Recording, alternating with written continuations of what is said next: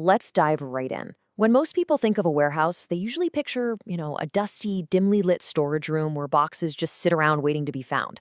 But honestly, that couldn't be further from the truth.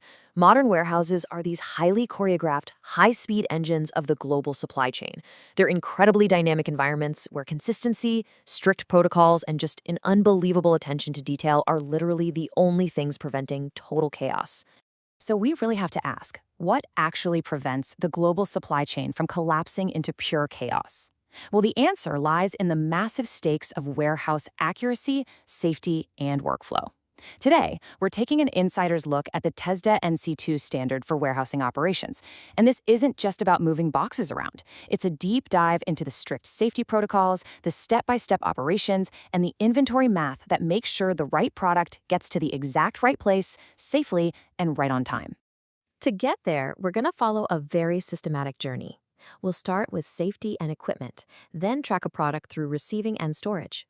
After that, we'll decode some inventory math, follow the product out the door in picking and dispatch, and finally, we'll test our knowledge with some real-world scenarios. Okay, let's kick things off with Section 1, Safety and Equipment, or honestly, what I like to call surviving the floor. This is the physical environment where our product's journey actually begins. It's kind of fascinating how safety is framed in these standards. In a warehouse, housekeeping isn't just about keeping things looking neat and tidy. It is literally accident prevention. Most incident reports don't trace back to some massive, catastrophic equipment failure. No, they trace back to a simple housekeeping lapse, like a blocked aisle or a spill that someone just left unaddressed. If you overstack a rack, you're creating a falling object hazard. Leave clutter around, you cause trips. The rules here are entirely foundational. When you understand the why behind the rule, like knowing that respecting load limits prevents a structural rack from collapsing entirely, it ensures that the rule sticks, even when no one is watching. And this foundational safety mindset extends directly into manual handling. Before you even touch a box, you assess the load. Then, you bend your knees, keep your back totally straight, and lift with your legs. Why? Well, it's just simple biology. Your legs are built to handle heavy vertical loads. Your lower back? Absolutely not. Pushing up through your legs does the mechanical work your back would otherwise really strain to do. And whatever you do not twist your body while you're carrying a load. Always turn your whole body instead to protect your spine. Now, when a load is just too heavy for manual lifting, we turn to material handling equipment. You've got hand pallet trucks for short distances, hand carts for tight spaces, conveyors for continuous movement. But here is a massive insider pro tip for you. Always match the equipment to the load, never the other way around. Forcing a handcart to do a forklift's heavy lifting job is one of the most common ways people get seriously hurt. And speaking of forklifts, operating one requires absolute documented authorization. Driving a forklift without it isn't just dangerous, it's almost always a terminable offense right on the spot. Moving right along to Section 2, Receiving and Storage. The journey begins.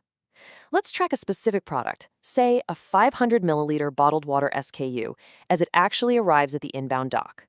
The workflow here is incredibly strict. You receive the shipment, verify the documents, inspect the condition, count the items, record the receipt, and transfer it to storage. But here's the crucial point. Signing a delivery receipt without physically verifying and counting those boxes, that is a fatal error. A signature doesn't just mean a truck showed up. It confirms that what's on the paper matches exactly what is sitting on your dock. If you skip the physical count and something turns out to be missing or damaged, the warehouse instantly becomes liable for that missing stock later down the line. So, once that bottled water is received, it goes straight into the stock location system. Take a code like RO4S2B07.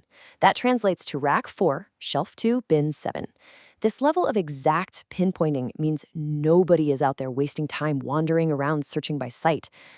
But here's the catch. A perfectly stored item with the wrong label is functionally lost to the entire system. If you mislabel it, the computer thinks it's somewhere it isn't, and the next picker who comes looking for it is guaranteed to fail. Which brings us perfectly to Section 3, Inventory Math, or the numbers game. We're moving from the physical floor to the invisible math that keeps this whole engine running smoothly without ever running out of stock. The absolute most important concept here is the reorder point, or ROP. This is the exact inventory level that triggers the warehouse system to place a new order. It perfectly balances supply with demand, making sure new goods arrive just before the current stock runs out.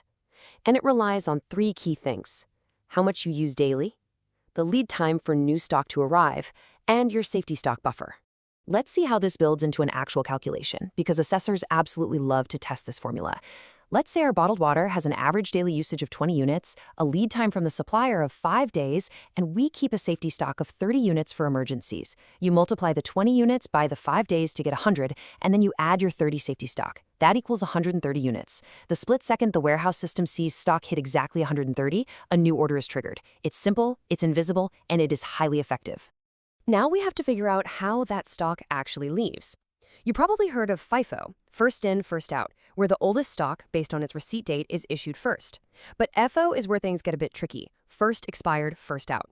Imagine a trap scenario where an item you received later actually has an earlier expiration date, maybe because of a supplier delay. When an order comes in, you don't use FIFO. Because the item is perishable, FO has to take precedence. You issue that newly received batch first simply because it expires sooner. Understanding exactly when these two methods disagree is a classic assessment test. All right, let's move to Section 4, Picking and Dispatch. Out the door. An order has just come in for our bottled water, and it is time to head toward the outbound dock. As the picker grabs the item, we run into a major potential hazard.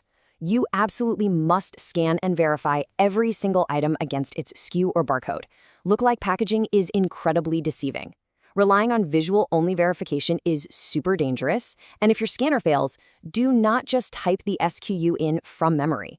A memory typo is just as likely to happen as a scanner failure. You always have to read the physical numbers right off the label. Once it's picked and packed, we hit the dispatching workflow. Verify the shipment, prepare the documents, load the goods, release it, and update the records. The golden rule here is totally non-negotiable. A truck never, ever leaves without complete paperwork. Even if that truck is fully loaded and the driver is in a huge hurry, releasing goods without documentation breaks the entire accountability chain. Once that truck pulls away, trying to fix a paperwork error becomes a massive, massive headache. Here's a really great pro tip for mastering warehouse documents. Look at the receiving report and the dispatch orders side by side.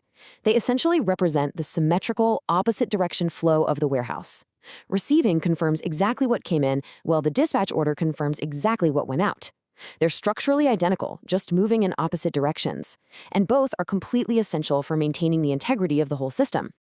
All right, let's head into our final section. Section 5, Real-World Scenarios, the curveballs.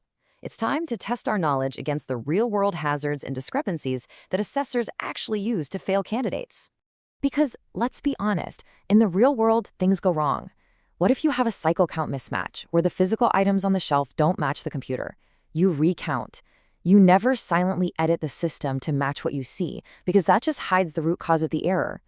What if you see an unidentified spill? Please don't be a hero and try to clean it yourself. You have no idea if it's hazardous. You cordon it off and follow proper spill procedures. And if you spot an overstocked rack, do not casually adjust it yourself. Racking is engineered weight limits. Adjusting it improperly risks a structural collapse. You always report it. And you absolutely need to know the automatic red flags. These are the things that will instantly end a TESDA assessment or get a worker fired on the spot. Operating equipment without authorization, lifting beyond a safe capacity, temporarily blocking an emergency exit with pallets, or falsifying a count. No matter how incredibly efficient your work might be, any single one of these violations completely shatters the entire system of trust and safety. Which brings us to this really profound takeaway directly from the assessment reviewer. They note that every aisle, every label, every signed form is a small promise that what's recorded matches what's real, that consistency, more than speed, is what the certificate actually confirms. And really, that is the true purpose of warehousing operations. It isn't just about rushing boxes out the door, it's about a relentless, unwavering commitment to accuracy and procedure. So I'll leave you with this final thought. Next time you click buy and order something online, ask yourself, how many perfectly executed rules, precise safety checks, and invisible math calculations did it actually take to get that exact box right to your front door? The hidden logistics constantly working all around us are truly amazing. Thanks so much for joining me on this explainer, and keep learning.